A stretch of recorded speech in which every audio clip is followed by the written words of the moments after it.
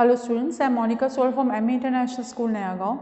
Today we will be learning the fourth chapter of Geography, Major Landforms. Yes, we will be learning about the major landforms. On what are major landforms? Landforms क्या होते हैं? Landforms वो होते हैं जैसे कि आपके plane है, आपका प्लेट्यू है और माउंटेन्स हैं, हिल्स हैं, तो वो कैसे फॉर्म होती हैं, that we will be learning in this chapter.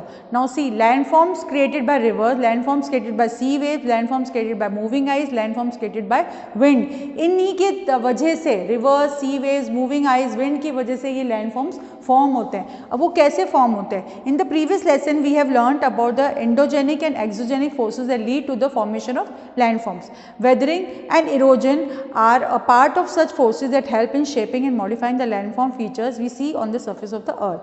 Now weathering is the process of breaking up and disintegration of rocks on the surface of the earth. Weathering क्या होती है?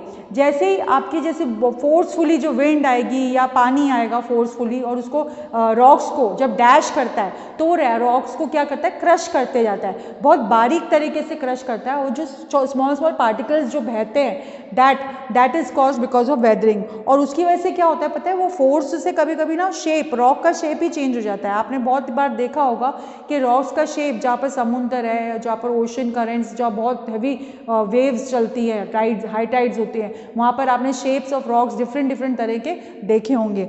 Now it may be caused by water, ice, wind, change in climate और action of plants and animals. इन वजह से ये weathering होती है. Now weathering happens, see, only at one place and there is no movement of broken rocks from one place to another. It is generally followed by erosion. अब ये जो weathering होती है वो एक ही जगह पे होती है, एक ही जगह पे आपको रॉक्स क्रश होके उसका कोई शेप बन जाएगा.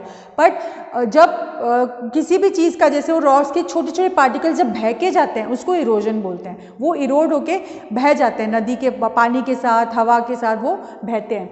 द कैरिंग अवे और removal of the top layer of the soil along with broken withered rocks by the action of wind, water, sea waves and moving ice is called erosion. इससे erosion होता है. The eroded material is deposited in different places. These process of weathering, erosion and depositions helps in the formation of various landforms. Especially the process are termed as degradation and aggregation. अब ये चीज़ें form होती है, देखो, erosion से और withering से. बार बार कोई रॉक को पुश करता है, रॉक को फोर्सफुली कोई धक्का मारता है तो उसका शेप नेचुरल है, चेंज होगा ना. और विंड का फोर्स है, फ्लड्स आते हैं और बहुत सारी बार टाइड्स होते हैं, बहुत हाई टाइड, बहुत फोर्सफुली सुनामीज आती हैं, तो उससे बहुत सारी फॉर्मेशंस जो होते हैं रॉक्स की और इसके चेंज हो जाती है. और इरोजन भी होता है, उसके साथ डस्ट पार्टिकल्स जो हैं, जो सॉइल पार्टिकल्स हैं, वो बह के कहीं पर नीचे जाके उस फ्लो से कलेक्ट हो जाते हैं एक जगह पे जाके, उससे भी लैंडफॉर्म्स बन जाते हैं. Now what happens? See, we'll see the next. Now see, Mahanadi.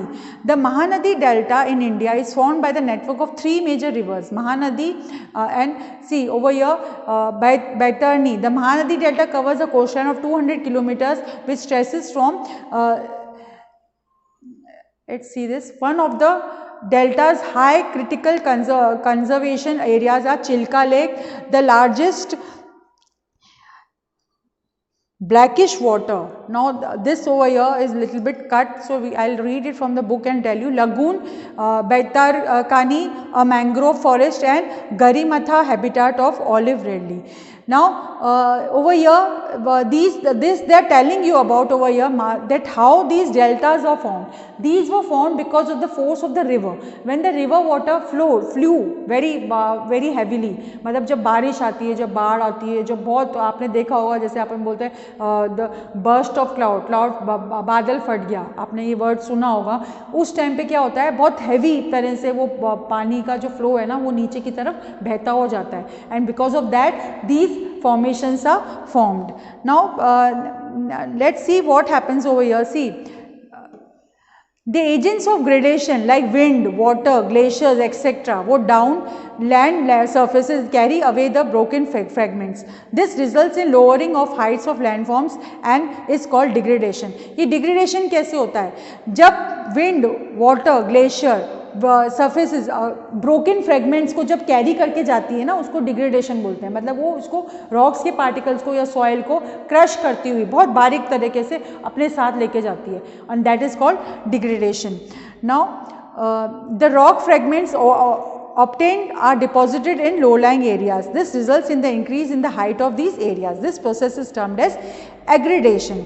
ये जो रिजल्ट है देखो, this results in the increase in the height of these areas. उसमें क्या होता है, जब ये रॉक फॉर्मेशन जो क्रश बार बार आपको बह के आएगा और वो एक तरह से वहाँ पर एक पहाड़ जैसा फॉर्म कर देगा, है ना.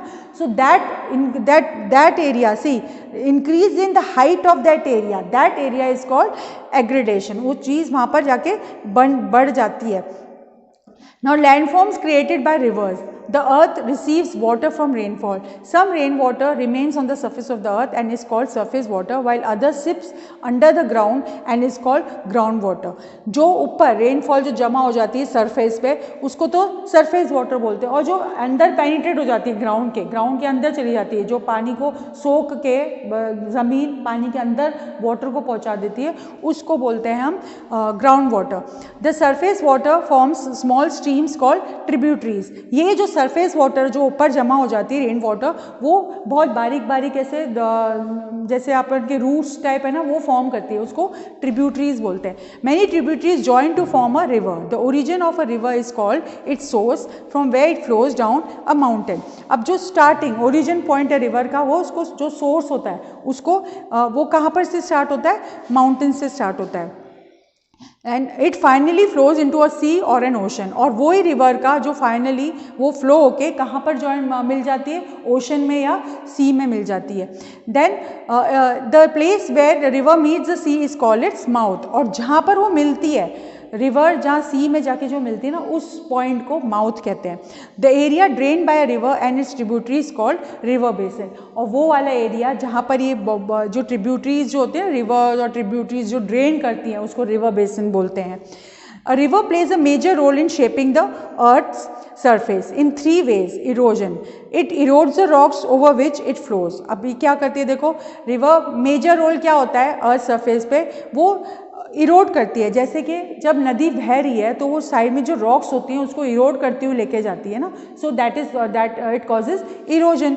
And then the next what it does is transportation. Now what is transportation?